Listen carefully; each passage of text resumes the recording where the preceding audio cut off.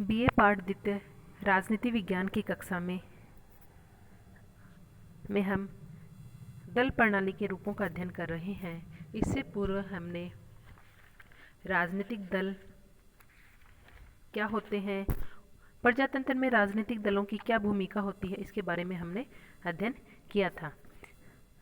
दल प्रणाली में मुख्यतः 3 रूप प्रचलित हैं: एक दलीय प्रणाली, द्विदलीय प्रणाली और बहुदलीय प्रणाली। एक दलीय प्रणाली की जिस देश में केवल एक ही दल हो और शासन शक्ति का प्रयोग करने वाले सभी सदस्य इस एक ही राजनीतिक दल के सदस्य हों, तो वहाँ की दल प्रणाली को एक दल प्रणाली कहा जाता है।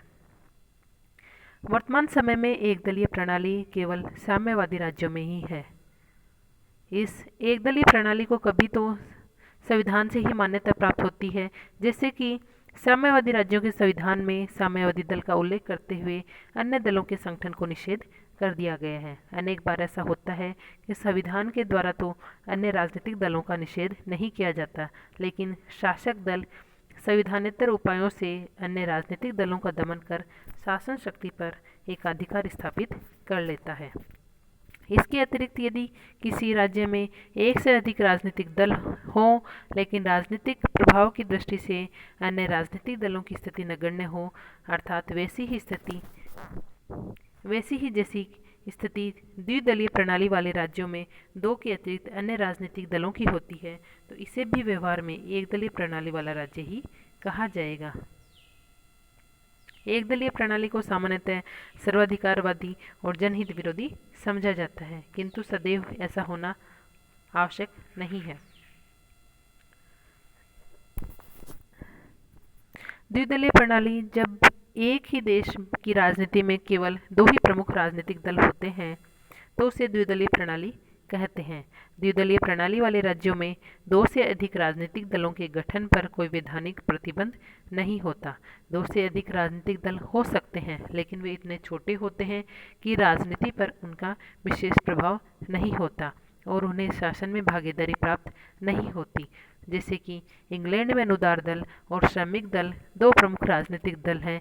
इसके अतिरिक्त उदार दल और स्कॉटलैंड तथा वेल्स के राष्ट्रीय दल भी हैं, लेकिन उनका राजनीति पर कोई विशेष प्रभाव नहीं है। इसी प्रकार अमेरिका में द्विदलीय प्रणाली तो है और वहाँ के 2 प्रमुख राजनीतिक दल रिपब्लिकन दल और डेमोक्रेटिक दल हैं। संसदात्मक व्यवस्था में द्विदल प्रणाली के अंतर्गत सामान्यतः एक ही राजनीतिक दल के मंत्रिमंडल का निर्माण किया जाता है और दूसरा राजनीतिक दल विरोधी दल के रूप में कार्य करता है। द्विदलीय प्रणाली के कुछ लाभ भी हैं, जैसे कि वास्तविक प्रतिनिधि सरकार की स्थापना, सरकार का निर्माण सरल हो जाता है। संसदीय शासन वाले देश में यदि केवल 2 ही राजनीतिक दल हों, तो मंत्रिमंडल का निर्माण सरलतापूर्वक किया जा सकता है। बहुमत दल को सरकार के निर्माण का कार्य सौंपा जाता है।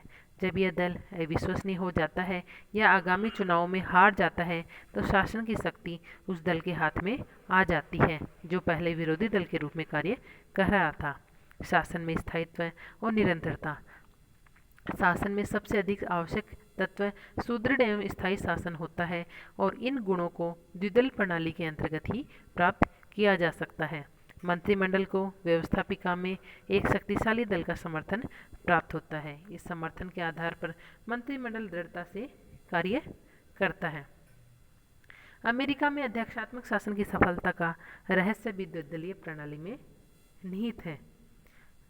अमेरिकी संविधान के अनुसार तो व्यवस्थापिका और कार्यपालिका परस्पर संबंध नहीं रखती, लेकिन व्यवहार में राजनीतिक दलों के माध्यम से उनमें संबंध स्थापित हो गया है।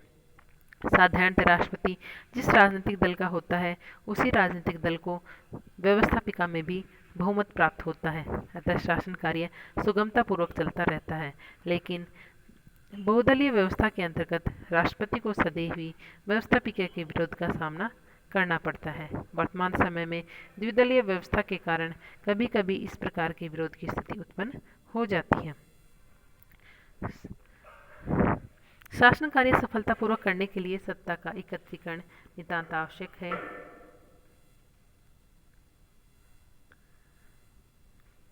और शासन व्यवस्था में इस प्रकार की एकता द्विदलीय प्रणाली के अंतर्गत ही संभव है। इसके अतिरिक्त द्विदलीय प्रणाली में शासन की कुशलता अकुशलता का उत्तरदायित्व आसानी से स्थापित किया जा सकता है, क्योंकि जो राजनीतिक दल बहुमत में होता है, शासन संबंधी सभी कार्यों का उत्तरदायित्व उसी पर होता है। बहुदलीय व्यवस्था के अंतर्गत किसी भी एक राजनीतिक दल को स्पष्ट बहुमत प्राप्त न होने के कारण शासन का उत्तरदायित्व निश्चित नहीं होता है। संगठित विरोधी दल। राजनीतिक दल शासन संचालन का कार्य ही नहीं वरन शासन को नियंत्रित रखने का भी कार्य करते हैं। शासन को नियंत्रित रखने का कार्य उसी समय भली भांति किया जा सकता है जबकि विरोधी राजनीतिक दल सुसंगठित और पर्याप्त शक्तिशाली हो।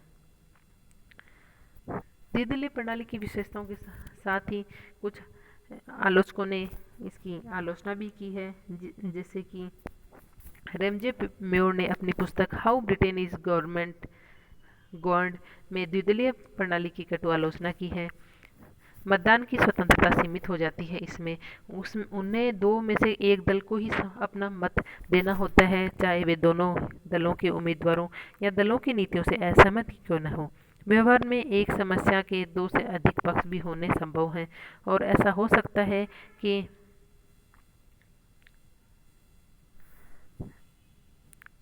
मतदाताओं का एक बड़ा भाग दोनों राजनीतिक दलों में से किसी भी राजनीतिक दल की विचारधारा से सहमत न हो।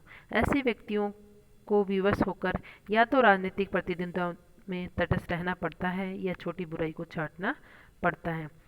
साथ ही ये देखा गया है कि द्विदलीय व्यवस्था के कारण समस्त राष्ट्र ऐसे दो दलों में विभक्त हो जाता है जिसमें समझौते की कोई संभावना नहीं रहती। लेकिन बहुदलीय प्रणाली राष्ट्र को आपस में न मिल सकने वाले समूह में विभाजित नहीं होने देती। लोग अपने सिद्धांतों के आधार पर ही बिना किसी प्रकार के गंभीर समझौते किए परस्पर मिल सकते और सहयोग कर सकते हैं। साथ ही बहुमत की निरंकुशता में एक ही राजनीतिक दल के हाथों में व्यवस्थापिका और कार्यपालिका संबंधी शक्ति होती है। इसके परिणाम स्वरूप एक ऐसे निरंकुश बहुमत का जन्म होता है जो सदा ही अल्पमत को कुचलता रहता है और उसकी मांग की अवहेलना करता रहता है। व्यवस्थापिका के महत्व और सम्मान में कमी।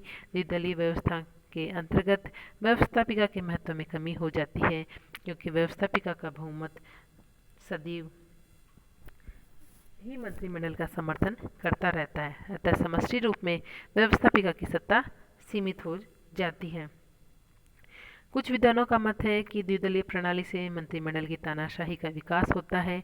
दलीय अनुशासन के कारण व्यवस्थापिका को सदैव ही मंत्रिपरिषद का समर्थन करना होता है। इसके अतिरिक्त प्रधानमंत्री दल का नेता भी होता है और व्यवस्थापिका के साधारण सदस्य दल के नेता की बात का विरोध नहीं कर सकते। दल के सदस्य अपने दल की मंत्रिपरिषद का इस कारण भी विरोध नहीं कर पाते हैं कि कहीं विरोधी दल की सरकार न बन जाए। द्विदलीय प्रणाली में सरकार और विरोधी दल दोनों ही पर्याप्त शक्तिशाली होते हैं। इन दोनों राजनीतिक दलों में दूरियां भी बहुत अधिक होती हैं, जिसके परिणाम स्वरूप शासक दल के द्वारा हठधर्मी और विरोधी दल द्वारा विरोध करने की प्रवृत्ति को अपना लिया जाता है। देश की राजनीति में जब केवल दो ही राजनीतिक दल होते हैं तो अनेक हितों और वर्गों को व्यवस्थापिका में प्रतिनिधित्व ही प्राप्त नहीं हो पाता। यह स्थिति प्रजातंत्र के लिए उचित नहीं कही जा सकती। बहुदलीय प्रणाली यदि किसी देश की राजनीति में काफ़ी बड़ी संख्या में राजनीतिक दल हों तो उसे बहुदलीय प्रणाली कहा जाता है। महाद्वीपीय यूरोप के अधिकांश देशों में बहुदलीय प्रणाली है। बहुदलीय प्रणाली वाले देश में जहां संसदात्मक व्यवस्था को अपनाया जाता है तो कोई भी राजनीतिक दल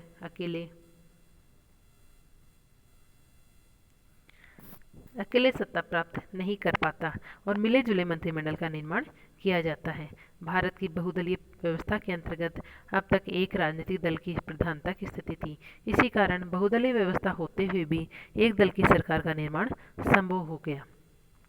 अब हम बहुदलीय व्यवस्थापिका के क्या फायदे हैं इसके बारे में कुछ जानकारी प्राप्त करते हैं कि मतदाताओं को इसमें अधिक स्वतंत्रता प्राप्त होती है।